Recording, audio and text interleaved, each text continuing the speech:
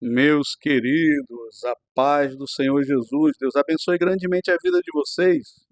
Eu, pastor Vitor Jinks, trago uma mensagem, uma reflexão no texto de João, capítulo 14, versículo 21. Minha imagem não vai aparecer nesse vídeo, eu apenas editei com algumas imagens de fotografia, mas resolvi não aparecer.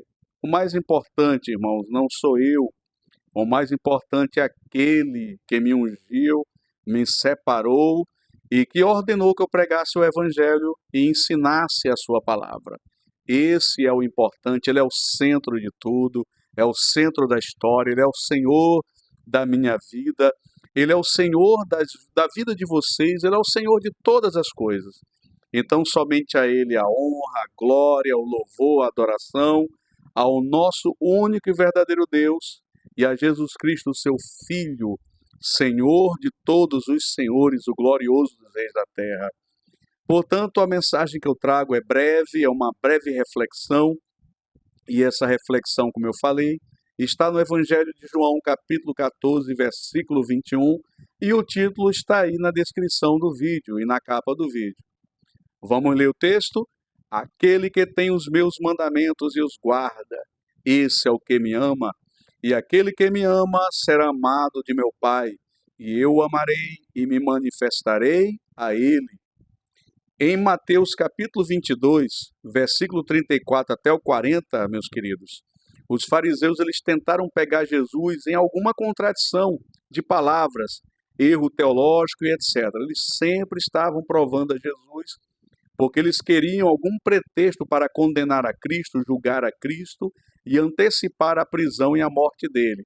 Mas nunca conseguiam, porque o Senhor Jesus ele é soberano, ele é supremo, e ele decidiu por sua própria vontade e autoridade e soberania, segundo a vontade do Pai também, do Espírito Santo, morrer na cruz, ser julgado, preso, sofrer no tempo determinado por ele. Eu posso dizer para vocês que o projeto da cruz nunca foi de Anás e Caifás, dos sumos sacerdotes, nunca foi do Sinédrio, nunca foi dos fariseus e saduceus, nunca foi de Pôncio Pilatos, de César, dos romanos, ou da multidão que gritava crucifica-o, muito menos de Judas Iscariotes, que o vendeu por 30 moedas.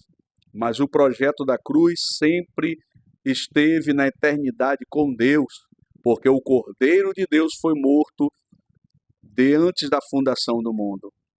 Então a salvação é um plano eterno do Senhor, porque o Senhor é presciente e conhece todas as coisas.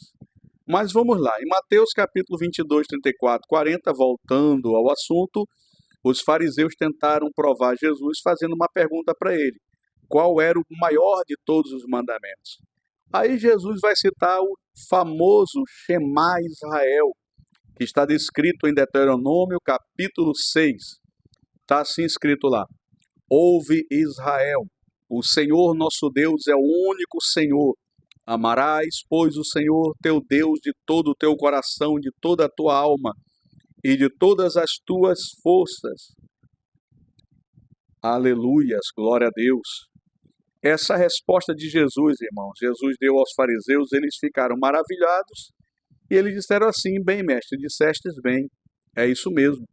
Aí Jesus falou que toda a lei e os profetas se resume nisto: em amarás, pois, o Senhor teu Deus de todo o teu coração e de toda a alma e de todas as tuas forças. E que o mandamento semelhante a esse era: amarás o teu próximo como a ti mesmo. Porque uma coisa leva a outra. Quando você ama a Deus sobre todas as coisas, automaticamente, porque a natureza de Deus está em você, você vai amar o seu próximo, você não vai odiar as pessoas. Você vai amar até mesmo os teus inimigos. E vai fazer o bem a todos e a si próprio também, fazendo o bem para si mesmo e para todos que estão ao seu derredor. Vai viver em paz com Deus, em paz consigo mesmo, em paz com a sociedade. Bom, então a resposta de Jesus é a revelação doutrinária de que o amor é a maior de todas as virtudes e, portanto, constitui a lei moral mais alta, mais elevada, mais sublime, que não existe igual em toda a humanidade. Nenhum preceito de lei, Nenhum preceito moral, nenhuma ética é maior do que o amor. O amor é a maior de todas as moralidades. Só que ele tem sido distorcido. O amor tem sido mal entendido nessa sociedade pós-moderna.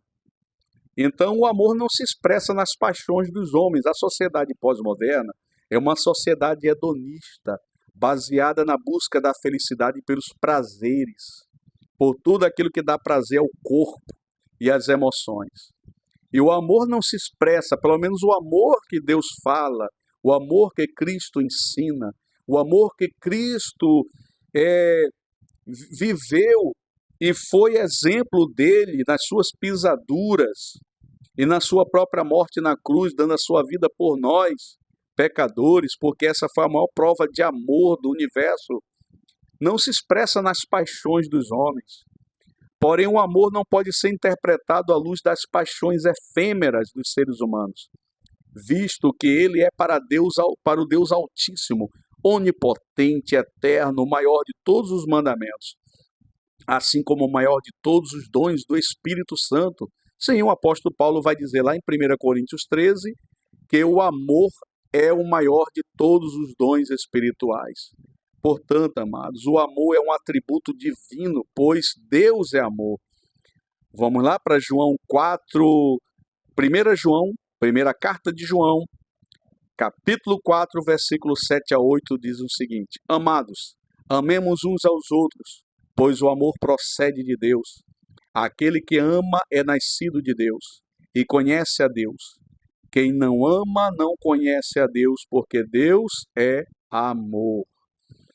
É simplesmente blasfemo, reducionista e vulgar afirmar que o amor de Cristo, que Cristo afirmou ser o maior dos mandamentos, seja comparado às preferências sexuais dos seres humanos, bem como a atitude indulgente perante crimes, erros e atos de total rebelião contra a vontade de Deus expressa em seus mandamentos. Eu posso dizer para vocês o seguinte: Deus é a sua própria palavra. Cristo nos deixa claro em João 14, 21, que nós lemos no início, e que é o texto tema desta reflexão, que é impossível amar a Deus sem obedecer os seus mandamentos. Não se pode, portanto, dissociar Deus de sua palavra.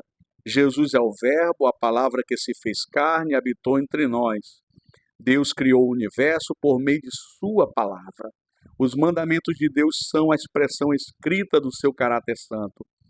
Podemos explicar em um simples raciocínio lógico que quando você ama alguém, você procura promover a felicidade do objeto amado, tratando o bem com ações e palavras. Levando isso a uma aplicação da mensagem bíblica, nós podemos afirmar que quem ama verdadeiramente a Deus não despreza a sua palavra e não procura viver uma vida que desagrada a Deus e entristece o Espírito Santo, uma vida de pecado, dissoluta de prazeres carnais. O amor a Deus traz como consequência o amor a si mesmo, pois procuramos o melhor para as nossas vidas, tanto na terra como na eternidade, bem como, por fim, fazer o bem ao nosso próximo. Os dois resultados da observância desse grande mandamento, segundo o que nós lemos lá em João 14, 21, eu dividi aqui em dois resultados. Presta bastante atenção. Primeiro resultado é ser amado por Deus, Pai, e por seu Filho Jesus Cristo. Aí na primeira parte diz, ser amado de meu Pai e eu o amarei. Então você vai ter o amor especial de Deus. Você vai ter um amor de Deus especial, diversificado. O amor será maior na sua vida, porque o próprio Cristo diz que a observância dos mandamentos, a guarda dos seus mandamentos, é que você será amado por Deus e Jesus o amará. Então nós não podemos simplificar isso e entender de forma simplória, como aquela frase de para-choque de caminhão, que Deus ama todo mundo. Não é por aí. Existem os objetos da ira de Deus, está lá em Efésios capítulo 2, que nós éramos antes filhos da ira. Nós andávamos segundo o príncipe desse mundo, a potestade maligna que opera nos filhos da desobediência. Então nós éramos pecadores e éramos objeto da ira e do castigo de Deus. Agora não.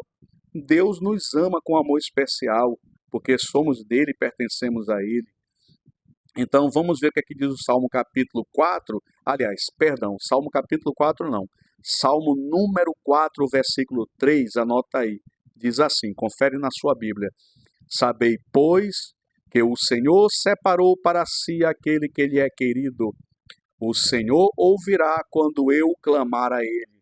Está vendo o salmista aqui falando que Deus separa quem é querido. Existem pessoas que são queridas por Deus, são xodó de Deus.